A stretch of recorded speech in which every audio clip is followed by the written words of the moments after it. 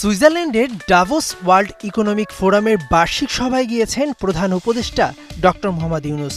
হঠাৎ দেখা FIFA president Gianni ইনফান্তিনোর সাথে সঙ্গে সঙ্গে জানালেন আগামী 2 মাসের মধ্যে ফিফা প্রেসিডেন্ট বাংলাদেশে আসছেন।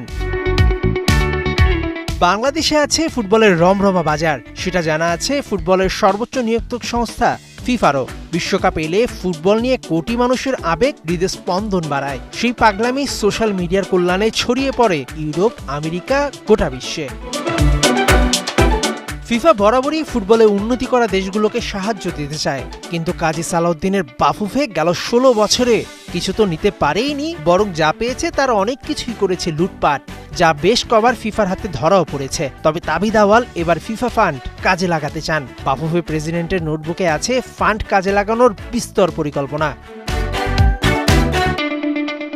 প্রধান উপদেষ্টা ডক্টর মোহাম্মদ ইউনূস বাংলাদেশি নারী ফুটবলারদের জন্য ডরমিটরি এবং অন্যান্য অবকাঠামো সুবিধা চাওয়ার পর সাড়া দেন ইনফান্তিনো। ফিফা বাংলাদেশে নারী ফুটবলে অর্থায়ন করতে চায়, কেননা টানা 2 বারের সাফ চ্যাম্পিয়নরা যে অনেক সম্ভাবনাময়, এটা ফিফা প্রেসিডেন্টের বেশ ভালোভাবেই জানা।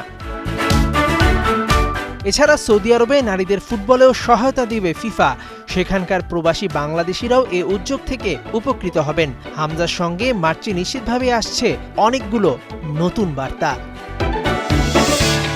মেহেদী নাইম, একাত্তর।